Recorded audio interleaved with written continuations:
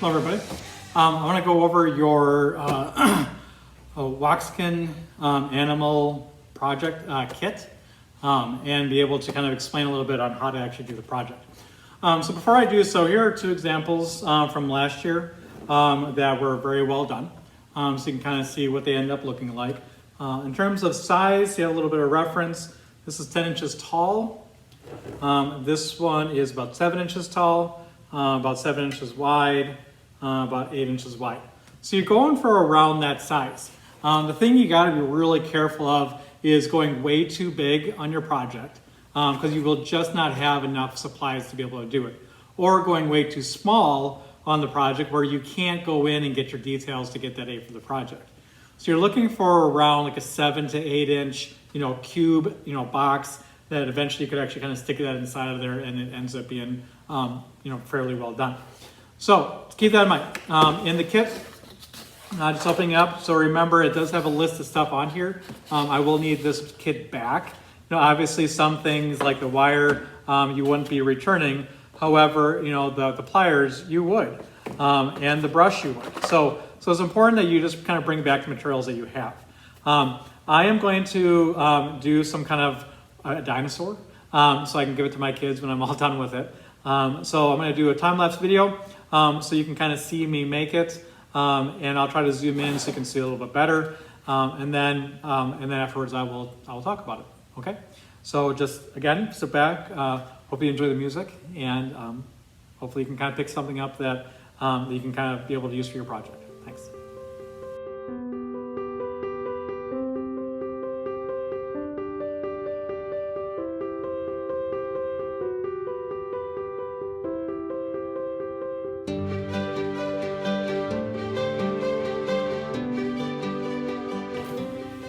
Okay, so I have this much done so far. In terms of the size, it looks like I am about 7 inches tall. Again, this one was about 7 inches. Width is about 8, so it's about this size. Okay, so this is a nice, comfortable size. You notice I don't have a lot of wire left. I had to redo the tail twice because the first time I made it wasn't long enough. Same thing with the neck on here. Now, if you notice, like on the hands and the feet, I took and kind of curled them around so they'd be able to sit. A lot of times when you combine things together, you want to really wrap that around a few times because you don't want this stuff moving too easily. Okay, you can always put a little tape in there if it gets really bad.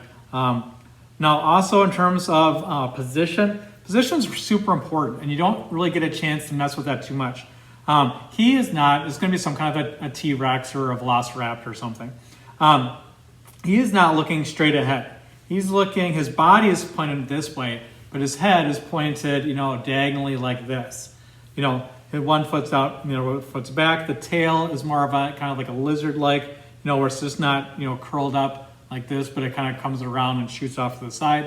Let's see if I can have you see the way it looks. You can see it this way better. So I'm trying to create action within this, just so they're not just standing like a kind of like a stuffed animal or something like that, but definitely has some movement in there. I can almost take this and bend it so it's kind of growling down a little bit more and try to get it so it balances on 2 legs. But 3 is much more preferable on that. So if you notice again, I kind of wrap things around to secure it. Having a double area where I have like 2 wires going through did help me quite a bit. I don't have very much width on the head this way. It's just a piece of a wire, but then that's when I'm going to start going in and taking the newspaper, and you can just take a piece of it, rip it like this, and then you're going to start taking this and start bulking it up. We're going to stick it around here, kind of wrap it around your wire. I'm going to let go for a second, take my tape that I have. Take small pieces, you don't need anything large. And then going in and just taping that down so it doesn't come undone. So now you got the bone structure in, the skeletal structure in. Now it's time to go in and put the muscles in, okay? Try to keep this as smooth as you can because it gets super difficult if it's super bulky, because you're gonna have to find a way to smooth all that out before we get into the plaster tape part. Okay, so on to the next time-lapse video.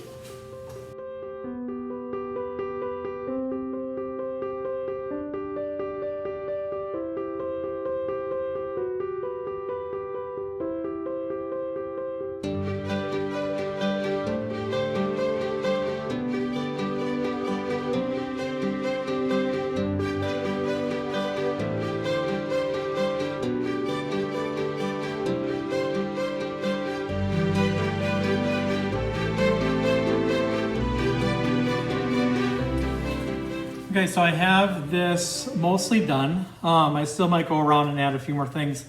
So during the process, again, I was ripping these up. I was using the tape. I ended up having to get another tape and some more newspaper. So you're probably going to need some. I do have extra one of these. You'll have to pick one up at school, or if you have any masking tape at your home, just obviously just use that. And newspaper, like I said, I need a little bit more of that. And if you just have scrap paper, you can use that. I mean, newspaper is kind of nice because it's a little bit thinner, but it's not super necessary. So at first, I just took these and I was just kind of wrapping it like this, trying to keep this relatively tight. You don't want it too loose because then it gets all these bumps all over the place. But you don't want it so tight that it takes forever for you to bulk out. So you have to find that balance. Once I felt like I was kind of like halfway done with it, then I started looking at areas, like I know the legs have a tendency to bulk up a little bit, is I would take this. Sometimes if you saw me real quickly, I might have been kind of going back and forth. I was trying to create like these larger just shapes, and like for the back here, for example, I would put a piece down, and then I would put another piece down, and I would then put tape, halfway around to try to get his back out. Because he just was really skinny, and I couldn't just keep wrapping him because I needed him to be narrowed this way, but I needed to kind of bulk him out there. Same thing with the legs here. I ended up taking, and like the head, you make a ball of newspaper, stick it right there, and then just kind of tape it down. And sometimes I ended up just folding it.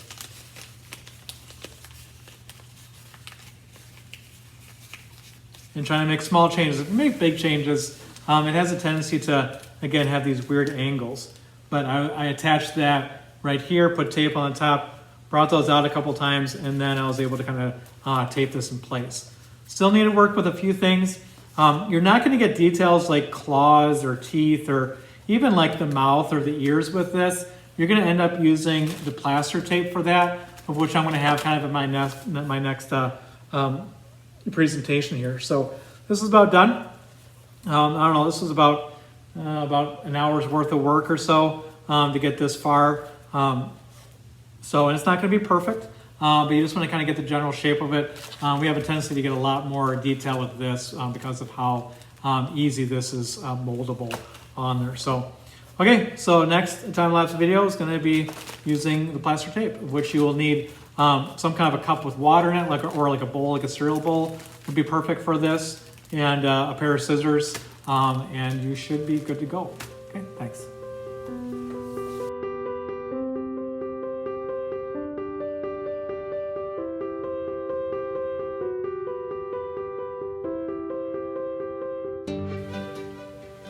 Well, I wanted to pause for a second to kind of explain what I'm doing. So first off, I took that roll, kind of stuck this off the side, that you were given, and then I cut them into these strips. I did not measure them, but just kind of give you an idea. They are about 1.5 inches wide. So don't measure it, but just kind of get them around that amount. Because you're going to be taking them, you're going to start covering this entire thing up.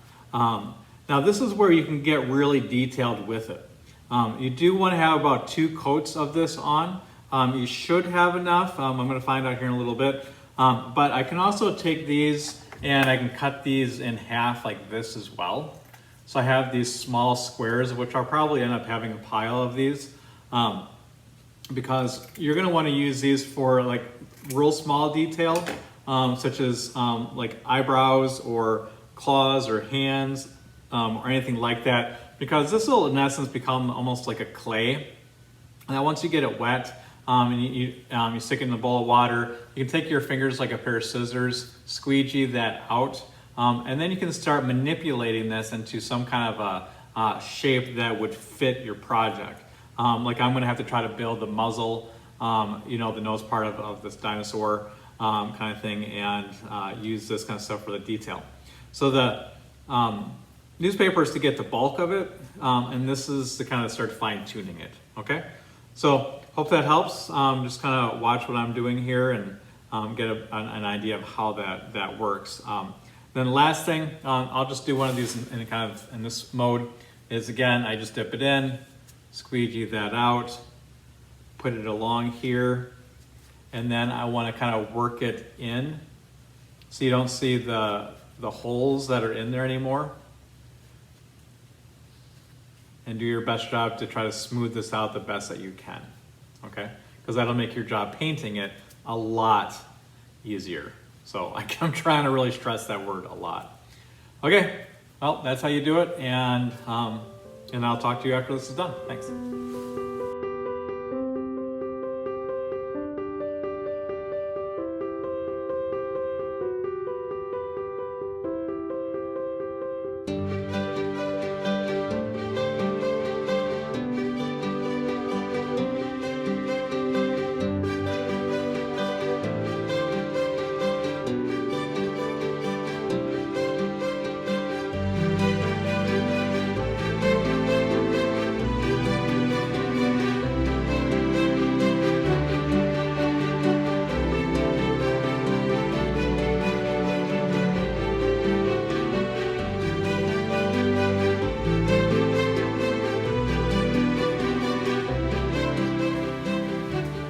Well, so I got the plaster tape on.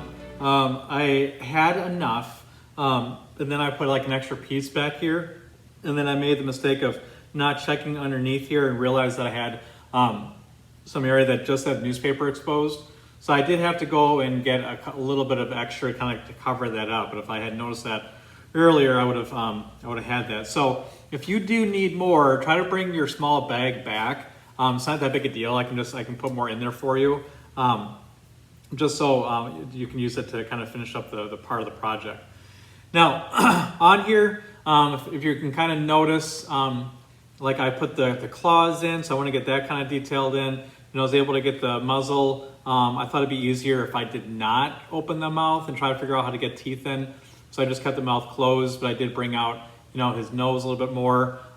Couldn't quite get the look that I wanted to on the hands, so I just kind of left them just kind of round at the end of it. So I'm gonna probably just end up kind of just painting, them as kind of stubby.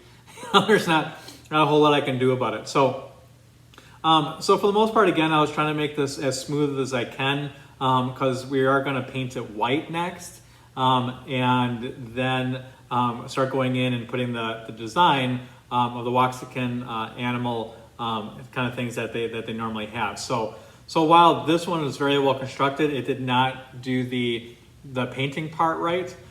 This one started to a little bit. So we are trying to move in the direction. So like the photo that's actually on your box is very much about what the project is supposed to look like when it's painted, kind of thing. So I want you to learn that technique. So again, I do my best job to teach techniques in class.